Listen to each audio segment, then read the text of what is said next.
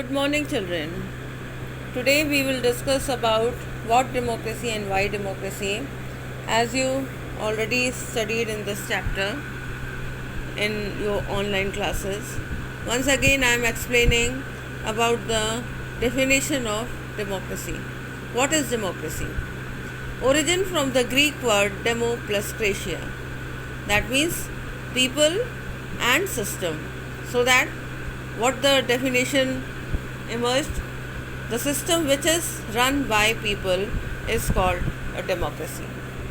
The maximum definitions are given in the favor of democracy, but the best ever definition is given by Abraham Lincoln. That is, to the people, by the people and for the people. You have already discussed it in your classroom when I was teaching to you. This is called the best ever definition. Why? Because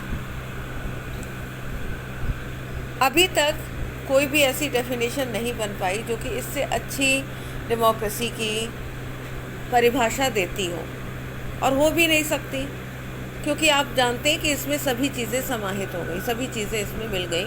जैसे देखिए, to the people, by the people and for the people, यानी जनता का जनता के लिए और जनता के द्वारा शासन है. तो इस शासन को ही हम सबसे अच्छा, इस रूलिंग को ही हम सबसे अच्छा कहते हैं. Because in this rule only the people got all the situations of developing there personalities. They have got the opportunities to express all their feelings and expressions whatever came in their mind. So that आपने पहले भी पढ़ा हुआ था कि history के accordingly जब आपने फ्रेंच रेवोल्यूशन पढ़ा तो आपने ये देखा कि डेमोक्रेसी को हमने सबसे ज़्यादा एडवांस पॉलिटिकल सिस्टम के रूप में माना, और अब तक के जितने भी पॉलिटिकल सिस्टम रहे हैं उसमें सबसे ज़्यादा इसको महत्व दिया गया. फ्रेंच रेवोल्यूशन से ही इसका मेन डेवलपमेंट माना जाता है. And the French revolution, that is why called the great revolution of the world. और इसके जो 3 प्रिंसिपल्स हम लोगों ने निकाले थे फ्रेंच रेवोल्यूशन से, जिसको कि हम legacy of the French revolution कहते हैं, यानी फ्रेंच रेवोल्यूशन से आया हुआ आउटकम. तो वो आउटकम क्या था? 3 चीज़ें थी जो कि हमने पढ़ी थी: लिबर्टी, इक्वालिटी एंड फ्रेटर्निटी. ये डेमोक्रेसी का बेसिक प्रिंसिपल बन जाता है, और इसी की वजह से हम डेमोक्रेसी को सबसे अच्छी सिस्टम के फॉर्म में जानते हैं. लिबर्टी मीन्स स्वतंत्रता. स्वतंत्रता कई प्रकार की हो सकती है: अपने कामों को करने की स्वतंत्रता, अपने विचारों को व्यक्त करने की स्वतंत्रता, और भी बहुत सारी चीज़ें, अपनी जीविका को अपनाने की स्वतंत्रता, कहीं पे रहने की स्वतंत्रता. तो इस तरह की चीज़ें स्वतंत्रता के कॉन्सेप्ट में आती हैं, जो कि इसके पहले की शासन प्रणालियों में नहीं उपलब्ध हो सकती थी. व्यक्ति को एक सीमित दायरे के अंतर्गत रहना पड़ता था. स्वतंत्रता यहाँ पे जो दी गई आपको डेमोक्रेसी में, दैट डजंट मीन्स कि it has no any type of limitations. In fact it is also limited. Why it is limited?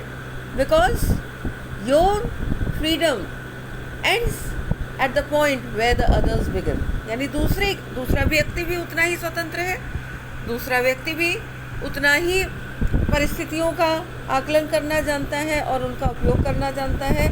इसलिए डेमोक्रेसी में ऐसा नहीं है कि हमें असीमित स्वतंत्रताएं दे दी गई. स्वतंत्रता है बहुत कुछ करने की, लेकिन वो भी एक सीमित दायरे में. इसी तरह से इक्वालिटी का कॉन्सेप्ट पहले भी हम आप लोग को बता चुके हैं कि इक्वालिटी का कॉन्सेप्ट कैसे. इक्वालिटी हमें सोशल डिस्क्रिमिनेशन ख़त्म करने हैं.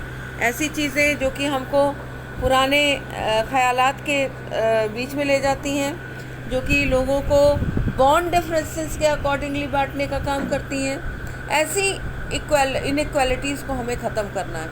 लेकिन बहुत सारी ऐसी योजनाएं होती हैं जिनमें सोशली डिसेबल्ड लोगों को आगे लाने के लिए कुछ ऐसी सुविधाएं दिलानी पड़ती हैं जिन सुविधाओं से वो समाज के और वर्गों के बराबर आ सके.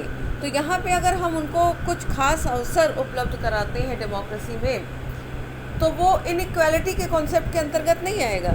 जैसे आपने इंडिया के कॉन्स्टिट्यूशन में देखा कि हम डायरेक्टर प्रिंसिपल्स ऑफ इंडिया, जिसके बारे में हम लोगों ने अभी पहले बात की थी, तो डायरेक्टर प्रिंसिपल्स क्यों इंट्रोड्यूस किए गए?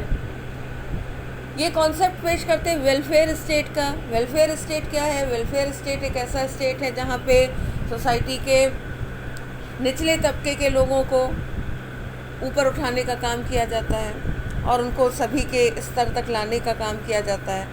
तो ये इनइक्वालिटी के कॉन्सेप्ट के तहत नहीं आई, बल्कि ये तो इसलिए किया गया कि सोसाइटी का एक लेवल जो पहले से सफ़र कर रहा है वो किसी न किसी फॉर्म में आगे आए और आगे आकर के सोसाइटल डिफरेंसेस को कम करें और डेवलपमेंट में प्रमोशन करें, यानी कि प्रोग्रेस करे कंट्री का।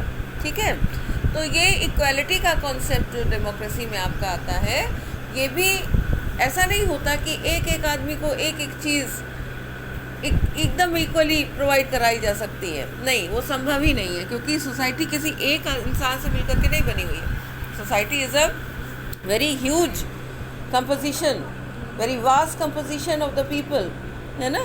तो यहाँ पे जिसको आवश्यकता है उसको अवसरों की उपलब्धि कराना इक्वालिटी के कॉन्सेप्ट के तहत आता है, जैसा कि डेमोक्रेसी में सोचा गया है।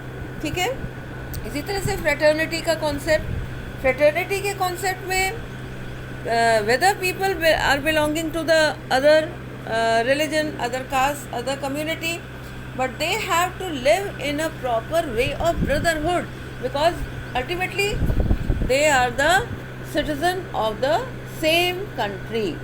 They should develop the feeling of nationality in them. Understood? आप समझ रहे हैं कि हम क्या कहना चाह रहे हैं कि डेमोक्रेसी का मेन कॉन्सेप्ट किस लिए हमने क्यों डेमोक्रेसी को बेस्ट सिस्टम बताया? इसलिए बताया कि ये तीनों कॉन्सेप्ट जो हैं, जिसको कि फ्रेंच रेवोल्यूशन से हमने निकाला था, ये तीनों लीगेसीज ऑफ द डेमोक्रेसी इस कॉन्सेप्ट से पूरा होती हैं।